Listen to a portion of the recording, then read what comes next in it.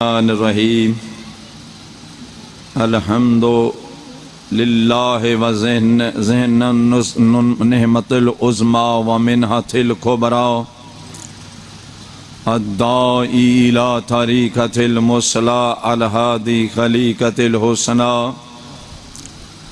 الذی خلق فسوی وقدر فہدی واخرج المرعی فجعلہ غثاء احوی وبعث محمد المصطفیٰ صلوات اللہ وسلم الصلاۃ والسلام علی آلہ الطیبین الطاہرین المعصومین الشاکرین الصابرین المظلومین اما بعد فقد قال اللہ تبارک و تعالی فی کلامہ الاعلی بسم اللہ الرحمن الرحیم یا ایہا الذین آمنوا اطیعوا اللہ واطیعوا الرسول واولی الامر منکم صلوات۔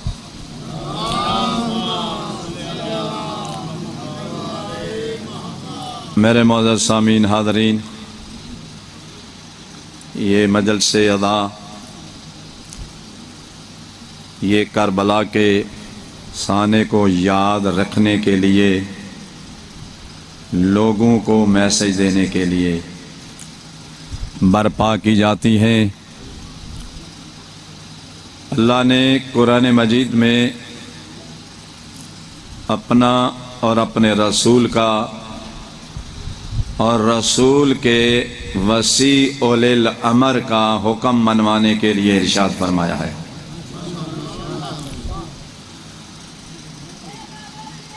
فرما اللہ رہا ہے، لیکن ہمیں سید الانبیاء بتا رہے ہیں۔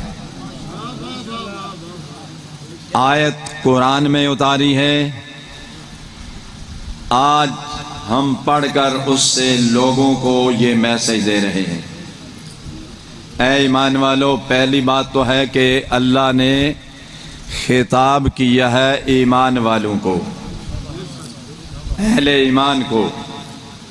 اب ہر وہ جانتا ہے کہ اہل ایمان کون کون ہے۔ اے ایمان والو، اللہ کی اطاعت کرو۔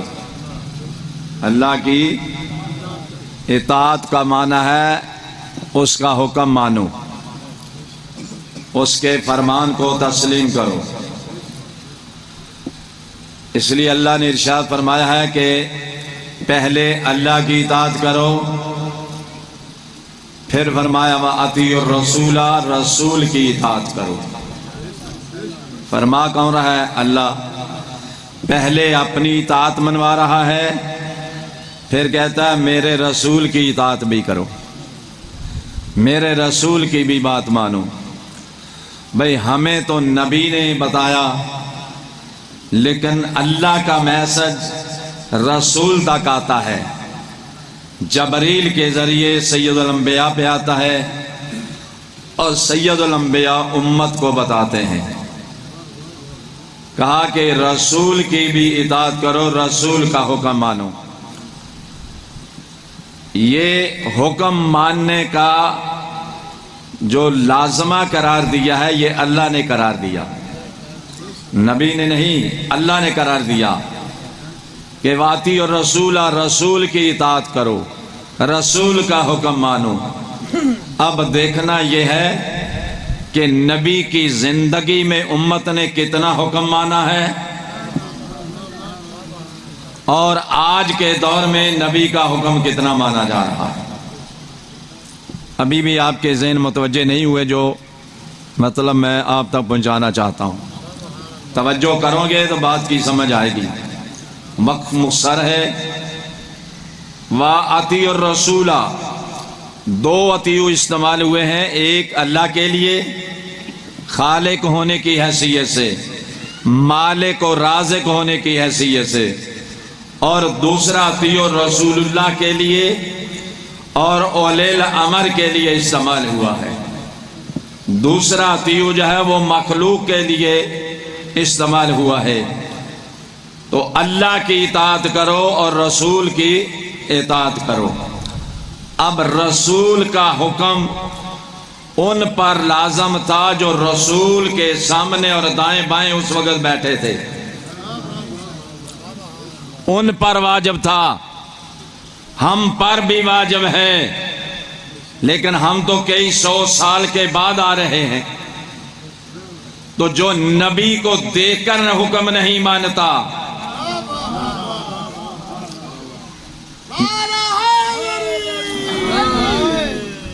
نبی نے آخری زندگی کے لمحات میں وفات سے ایک دن پہلے ایک صحابہ کا گروہ نبی کے سامنے آس پاس تشریف فرما تھے۔ نبی فرماتے ہیں مجھے قلم دوات دو، میں تمہارے لیے کچھ لکھ دوں تاکہ میرے بعد گمراہ نہ ہو جانا۔ جی، تو ایک نے کہا نہیں، نبی کو بخار ہے، دماغ پر بخار کا حملہ ہے، خطرہ یہ تھا کہ کہیں علی کی خلافت بلا فصل پھر نہ لکھ کے دے جائیں۔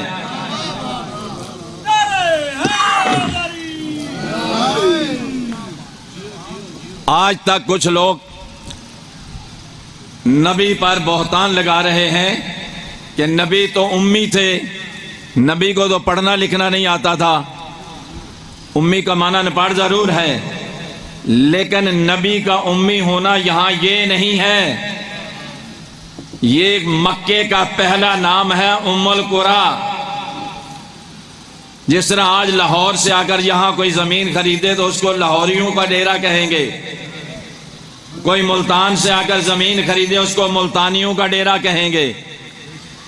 اس طرح نبی کو اللہ نے امی سورہ جمعہ میں اس لیے کہا کہ وہ ام القریٰ کے رہنے والے تھے۔ فرمایا امیوں کے لیے پیغام لے کر آیا ہے، امیوں میں سے لے کے آیا ہے۔ تو ام القریٰ کے رہنے والے تھے، نہ کہ یہ تھے ان پڑھ تھے۔ جو کہتے ہیں کہ نبی ان پڑھ تھے، لکھنا پڑھنا نہیں آتا تھا، تو جب نبی نے قلم دوات مانگی تھی تو پھر دینے سے انکار کیوں کیا؟ انہیں تو لکھنا نہیں آتا تھا، انہیں تو پڑھنا نہیں آتا تھا۔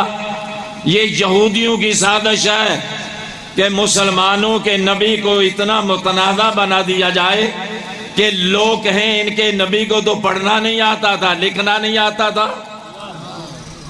نبی پر جب بھی وحی اترتی رہی، قرآن نازل ہوتا رہا، دنیا کا کوئی متعصب سے متعصب رائٹر یا مورخ یہ نہیں کہتا کہ نبی نے جبریل کو کبھی کہا ہو کہ 6 مہینے جو پہلے وحی سنا کے گیا تھا میں ایک آیت بھول گیا، ذرا مجھے سنا دے۔ نبی ایک دفعہ سماعت کرتے، دوسری دفعہ زبانی پڑھ دیتے۔ جب نبی پہ وحی آتی تھی صحابہ پاس ہوتے تھے، جبریل کی آواز صرف نبی سنتے، صحابی نہیں سن سکتا۔ صحابی کے کانوں کی وہ طاقت ہی نہیں ہے کہ جبریل کی آواز کو سنے۔ ایک دفعہ رسول اٹھ کر جناب فاطمہ کے گھر تشریف لے گئے، جا کر اپنی بیٹی کو پکارا، بیٹی نے فوراً سلام کے بعد کہا بابا جان آج یہ سورہ اترا ہے، یہ آیات اتری ہے۔ پیغمبر فرماتا ہے میں نے تو ابھی صحابہ کو نہیں بتائی، میں نے تو کسی کو ذکر ہی نہیں کیا، تجھے کس نے بتا دیا؟ کہا جو 4 سالہ حسن تھے آپ کی گود میں بیٹھا تھا۔ یہ معصوم کا خاصہ ہے، ایک معصوم رسول پہ قرآن اترتا ہے تو اس کا وسیع معصوم ہونے والا بھی وہی سنتا ہے جو نبی سنتے ہیں۔ اس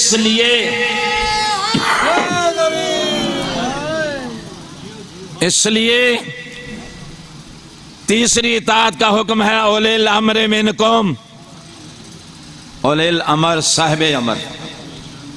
یہ عربی کا جملہ ہے، عربی کا لفظ ہے۔ کمال کا نبی نے پیغام دیا ہے اللہ کی طرف سے کہ نبی کی اطاعت کرو، پھر اولی الامر کی اطاعت کرو۔ نبی کے بعد اولے الامر کی اطاعت کرو۔ اور یہ منکم کا اللہ کا لفظ فرمانا یہ بہت بڑا کمال ہے۔ اللہ نے حد بندی کر دی، بھائی اولے الامر جو تم میں سے ہے، وہی اتری نبی پر اور نبی کو اللہ مخاطب ہے، فرمایا جو تم میں سے، ثابت کر دیا تم میں سے جو اولے الامر ہوگا اس کی اطاعت تیرے بعد اسی طرح واجب ہوگی جس طرح آپ کی اطاعت واجب ہے۔ جب نبی کو کہہ دیا تم میں سے، تمہارے صلب سے، تمہاری نسل سے، تمہارے خاندان سے اولے الامر ہوگا۔ آج کچھ بھائی فرماتے ہیں جی اولے الامر تو ملک کا بادشاہ ہوتا ہے، حاکم ہوتا ہے اولے الامر۔ پاکستان میں پارلیمانی نظام ہے، یہاں وزیر اعظم با اختیار ہوتا ہے، صدر کمزور ہوتا ہے۔ کہیں صدر، ایران میں صدر طاقتور ہوتا ہے، وزیر اعظم کمزور ہوتا ہے۔ تو فرمایا جن حضرات نے کہ جی اولے الامر وقت کا حاکم ہوتا ہے، ہم اولے الامر اس کو مانتے ہیں جس کا اعلان نبی نے کیا ہے۔ لیکن جنہوں نے اولے الامر وقت کے حاکم کو مانا، پاکستان میں دیکھ لیں، باہر کو چھوڑیں، کہ اولے الامر ایک کو پھانسی پہ لٹکا دیا، ایک کو ملک سے نکال دیا، تیسرے کو نااہل کرنے کی تیاری ہو رہی ہے۔ بھائی جس کو اولے الامر بناتا ہے اس کو نہ کوئی شورا مقرر کرتی ہے، نہ کوئی اسمبلی بناتی ہے، نہ اسمبلی ہٹاتی ہے۔ آج تک نبی کی نبوت کا کوئی ایسا نہیں آیا جو ترمیم کرے، جو تبدیلی کرے۔ جس طرح نبی کو اللہ بناتا ہے اسی طرح اولے الامر کو بھی اللہ بناتا ہے۔ کوئی شورا نہیں بناتی، کوئی شورا کسی اولے الامر کو نہیں بناتی، نہ انہیں اختیار حاصل ہے۔ جو لوگ 3 دن تک مدینہ سقیفہ بنی سعدہ میں شورا بنا کے بیٹھے رہے، وہ شورا میں رہ گئے، نبی کا جنازہ چھوڑ دیا۔ اولے الامر وقت کا جو تھا اس نے جنازہ نہیں چھوڑا، کہا آؤ خلافت بنا رہے ہیں، کہا میں اپنے نبی کا جنازہ نہیں چھوڑ سکتا، جاؤ خلافت بانٹتے رہو، میں وصی رسول ہوں، میں خلیفۃ الرسول ہوں، میں وزیر ہوں نبی کی طرف سے، مجھے تمہارے بنانے کی ضرورت نہیں، مجھے نہ اللہ نے بنایا، نبی نے بتایا۔ جس کو نبی بنا دیتا ہے اس کو کوئی بدل نہیں سکتا۔ یہ ایک واحد فرق مسلک ہے، فرقہ ہے شیعہ۔ آج کے اسکالر انگریز کہہ رہے ہیں کہ اگر نبی کی نماز پوچھنی ہے تو وہ شیعہ کے عمل سے تلاش کرو، اگر نبی کا وضو دیکھنا ہے تو شیعہ کا وضو دیکھو، اگر قرآن پر عمل کرنا ہے تو شیعہ کا عمل دیکھو، اگر نبی کی سیرت دیکھنی ہے تو وہ شیعہ کے اندر تلاش کرو۔ غیروں کو سمجھ آ رہی ہے لیکن اپنوں کو سمجھ نہیں آ رہی، مسلمانوں کو نہیں سمجھا رہی، غیر مسلم سمجھ گئے ہیں۔ شیعہ کے اندر نہ وضو بدلا، نہ نماز بدلی، نہ قرآن بدلا۔ لوگ کہہ رہے ہیں جی شیعہ کا قرآن 40 پارے کا ہے، محرابوں میں بیٹھ کے جھوٹ بولتے ہیں جو صبح کی نماز کے بعد۔ میرے پاس کئی علاقے سے لوگ آئے اہل سنت، یہ جی ہمارے مولوی صاحب نے فرمایا ہے کہ شیعہ کے تو 40 پارے ہیں۔ میں نے کہا میں تو مسجد سے باہر بیٹھا ہوں نا صحن میں، جاؤ ہماری مسجد کے اندر جا کر دیکھ لو، اگر کوئی 40 پارے والا ہے تو ہمیں بھی دکھا دو، دکھاؤ نا ہمیں بھی۔ تو بندہ ایک گیا، دیکھ کر کہنے لگا یہاں تو سارے قرآن وہی جو ہماری مسجد میں ہے۔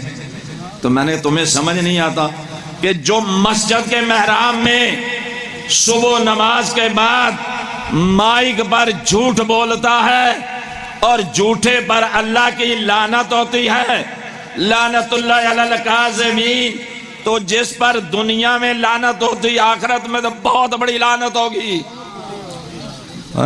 لوگوں کو دھوکہ دیا جا رہا ہے، لوگوں کے ساتھ فریب کھیلا جا رہا ہے کہ جناب یہ شیعہ کے پارے قرآن کے 40 ہیں، کسی نے دیکھے بھی ہیں، جھوٹ پہ جھوٹ بولے جا رہے ہیں، جھوٹ پہ جھوٹ بولے جا رہے ہیں۔ اب جب نبی گئے دنیا سے قرآن دے کر گئے، قرآن مکمل کر کے گئے، شریعت دے کر گئے، اپنی نبوت و رسالت منوا کے گئے، اور یزید جب تخت اسلام پر بیٹھا، یہ اس وقت 26 سال کا تھا، چوتھے دن اس نے پہلا خطبہ امت کو دیا، پہلا خطبہ، جس میں اس ملعون نے کہا کہ نہ کوئی نبی آیا ہے، نہ قرآن آیا ہے، نہ کوئی شریعت آئی ہے، نہ کوئی جبریل آیا ہے بنی ہاشم کے گھر میں، یہ بنی ہاشم کا ڈھونگ ہے اقتدار حاصل کرنے کے لیے۔ اور یہ خطبہ دینے کے بعد اس نے خط لکھا امام حسین علیہ السلام کو کہ میری بیعت کریں۔ اب دیکھیں کہ جو رسول کا وصی ہو، جو نبی کا وصی ہو، اس کے نانا کے قرآن کا انکار کر کے، نبی کا انکار کر کے، شریعت کا انکار کر کے بیعت مانگے تو کیا وہ بیعت کریں گے؟ جب یزید کے نمائندے ولید جو گورنر مدینہ تھا، اس نے بلا کر بیعت مانگی، امام علیہ السلام نے فرمایا جلدی نہیں، کل مسجد نبوی میں ظہر کی نماز پر اپنا فیصلہ سنا دوں گا، اپنا فیصلہ سنا دوں گا۔ بڑی تعداد مدینہ کی جمع ہوئی، مولا نے خطبہ دیا، اور جو اچھا جج ہوتا ہے، آج بھی جسٹس جو اچھا ہوتا ہے نا، لائق جسٹس ہوتا ہے، وہ 2-4 سطروں میں فیصلہ لکھتا ہے۔ جو نالائق جج ہوتے ہیں وہ 100-200 صفحے میں اپنا فیصلہ لکھتے ہیں، اس کے دلائل دیتے ہیں، ثبوت دیتے ہیں، لیکن میرے امام نے ایک جملے میں فیصلہ دیا، ایک جملے میں ارشاد فرما دیا، لا یبایع مثلہ مثلی، جاؤ جا کر یزید کو کہہ دو مجھ جیسا تجھ جیسے کی کبھی بیعت نہیں کرے گا۔ حسین ابن علی نے اپنے انکار کیا بیعت کرنے کا، اور قیامت تک آنے والے حسینی کے بھی بیعت کرنے کا انکار کیا۔ یعنی کیا؟ مجھ جیسے سے مراد یہ ہے جو میری طرح محبت رکھتا ہے، جو حسین سے محبت رکھتا ہے، وہ کبھی یزید جیسے کی بیعت نہیں کرے گا۔ یزید ایک فرد کا نام ہے، یزیدیت ایک نظام کا نام ہے، ایک فلسفے کا نام ہے۔ یزید تو چلا گیا، یزیدیت آج بھی باقی ہے، جس کا مقابلہ کرنے کے لیے ہمیں یہ عزاداری کرنی پڑی، ہمیں سڑکوں پہ ماتم داری کرنی پڑی، ہمیں جلوس نکالنے پڑے۔ اگر یہ عزاداری نہ ہوتی، ماتم داری نہ ہوتی، تو گھر گھر یزید ہوتا۔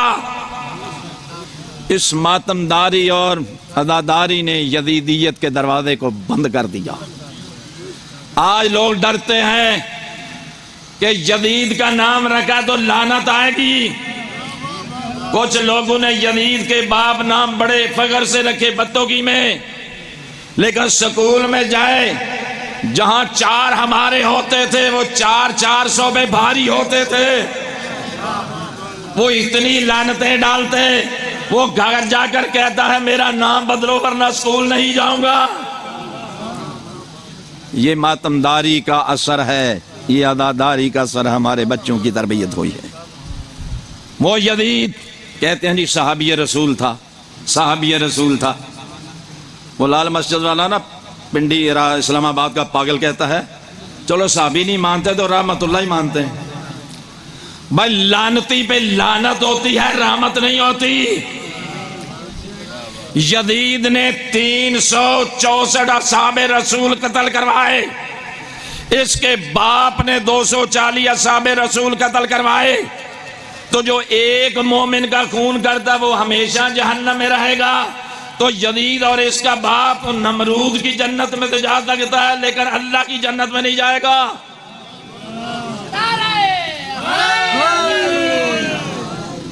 جی یزید صحابی رسول تھا، اور میں آپ کو بتا دوں یزید نبی کے دور میں پیدا نہیں ہوا، نبی کا وصال ہے 11 ہجری، 11 ہجری، چاہے 12 ربیع الاول ہو، چاہے 28 صفر ہو، 17 ربیع الاول ہو شہادت ہے 28 صفر کو، 17 ربیع الاول کو ولادت ہے رسول اللہ کی، وہ کہتے ہیں 12، اس میں کوئی زیادہ اختلاف نہیں ہے تو ربیع الاول، ربیع الاول۔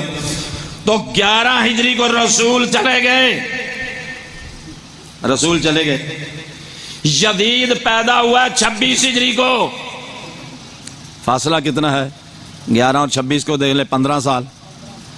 تو جو نبی کے وصال کے بعد 15 سال بعد پیدا ہوتا ہے وہ صحابی نہیں ہوتا، وہ لعنت اللہ علیہ ہوتا قتل حسین کر کے۔ یہ کیسے اس کو صحابی بنانے کی کوشش کر رہے ہیں؟ آج ہماری ذمہ داری ہے، ہمیں پوچھتے ہیں لوگ کہ جناب یہ شیعہ کب تک ماتمداری کریں گے؟ یہ پرسوں کی بات ہے، D I G range Sheikhupura Kasur Nankana نے میٹنگ طلب کی کہ یہ جی پاکستان میں مشی ہو رہی ہے، یہ سیکورٹی کا مسئلہ بن جائے گا، کوئی دہشت گردی ہو جائے گی، آپ روکیں ان کو۔ میں نے کہا 1200 سال سے عراق میں مشی ہوتی ہے، صدام نے جہاز سے بم گرائے تھے، لوگ کٹ گئے، شہید ہو گئے، زخمی ہو گئے، لیکن مشی نہیں روک سکی، یہاں بھی نہیں رکے گی۔ کہنے لگے یہاں کیسے آئی؟ میں نے کہا جیسے عربوں سے قرآن یہاں آیا، جیسے عربوں سے حدیث یہاں آئی، اسی طرح مشی بھی عربوں سے یہاں آ گئی ہے۔ فوراً بول کر کہتے ہیں کہ جناب ہم روکنا نہیں چاہتے، ہم سیکورٹی کا سلسلہ منظم کرنا چاہتے ہیں، سیکورٹی دینا چاہتے ہیں، یہ بسوں پہ جائیں، ہماری بس پولیس کی گاڑیاں ساتھ جائیں گی۔ میں نے کہا نہیں، بس میں بیٹھ کر سفر کرنے کا نام مشی نہیں، مشی کہتے ہیں قدم بقدم پیدل چلنا۔ ہم نے اس سنت کو دہرانا ہے جو کربلا سے نجف تک اسیران کربلا کو لایا تھا۔ میں مصائب نہیں پڑھ سکوں گا، میں جدید کا تھوڑا سا کردار بتانا چاہتا ہوں، ہمارے ان بچوں کو کوئی خبر نہیں ہے۔ یزید کی 26 سالہ عمر تھی جب تخت اسلام پہ بیٹھا، 3.5 سال بیٹھا، 3.5 سال حکومت کی، 3.5 سال میں اس نے 3 سیاہ کارنامے انجام دیے۔ پہلا واقعہ کربلا سجایا، جس میں اصحاب رسول بھی مارے، خاندان رسول بھی مارا، انصار حسین علیہ السلام بھی مارے، تسلیوں سے مارے، پھر علی کے خاندان کو اسیر کر کے شام کے بازاروں سے پھر آتا ہوا اپنے دربار میں لے کے۔ یہ 61 ہجری کا واقعہ، 61 ہجری میں یہ تخت پر بیٹھا ہے، اور 62 ہجری میں اس ملعون نے مدینہ پہ چڑھائی کی۔ 2 روایتیں ہیں، ایک 12,000 کا لشکر، ایک 30,000 کا۔ کہا کہ 3 دن تک مدینہ تمہارے لیے مباح ہے، لوٹو مدینہ، لوٹو، عزتیں برباد کرو، تمہارے لیے حکومت کی طرف 3 دن جائز ہے۔ یہ کیوں نہیں لوگ بولتے؟ ان سے پوچھیں جو محراب میں کھڑے ہو کر نماز پڑھاتے ہیں۔ یزید کے لشکر نے مسجد نبی میں گھوڑے باندھے، نبی کی قبر پہ گھوڑے باندھے، نبی کے منبر کے ساتھ گھوڑے باندھے، نبی کے حجرے میں بدکاری ہوئی، سال کے بعد 1000 ناجائز بچہ پیدا ہوا. اتنا مدینہ لوٹا، کسی گھر میں اچھا کپڑا نہیں چھوڑا، سونا چاندی نہیں چھوڑی، سب کچھ لوٹا. 3 دن تک مسجد نبوی میں اذان نہیں ہوئی. جو آج کہتے ہیں نا مدینہ کی گلیوں میں جائیں، یہ بھی پوچھیں ان سے جا کر مدینہ والوں یزید کے خاندان نے کس طرح تمہیں لوٹا تھا، کس طرح برباد کیا. پھر اس نے لشکر بھیجا مکہ میں 63 ہجری میں، مکہ برباد کیا. کعبے پہ اتنی سنگباری کی، کعبے کی دیواریں گر گئیں، کعبہ گر گیا. ابراہیم نے اسماعیل کو جب چھری گلے پہ رکھی تو وہاں دمبا جنت سے آیا، تو جو دمبے کے سینگ تھے وہ ابراہیم نے کعبے کے ساتھ بنیرے پر لٹکائے ہوئے تھے، انہوں نے وہ بھی اتار کر تباہ و برباد کر دیے، کعبہ گرا دیا. آج کے دور میں جو کعبے کی توہین کرے وہ کافر، جو مدینہ کی توہین کرے کافر. بھائی پچھلے دنوں دیکھا نہیں مسجد نبوی میں چور چور کہا تو انہیں سزائیں ہو گئی. تو جس نے پوری مسجد نبوی برباد کی اس کو کوئی پوچھنے والا نہیں، جس نے کعبہ برباد کیا اس کو کوئی پوچھنے والا نہیں. یہ 3 واقعے کر کے ابھی بھی کوئی اسلام ہے جو یزید اور یزید کے خاندان کے گھر میں رہ گیا ہو؟ جو یزید اور اس کے گھر کو مسلمان کہتا ہے وہ بھی دشمن اسلام ہے، وہ بھی دشمن قرآن ہے، وہ بھی دشمن شریعت مصطفیٰ ہے.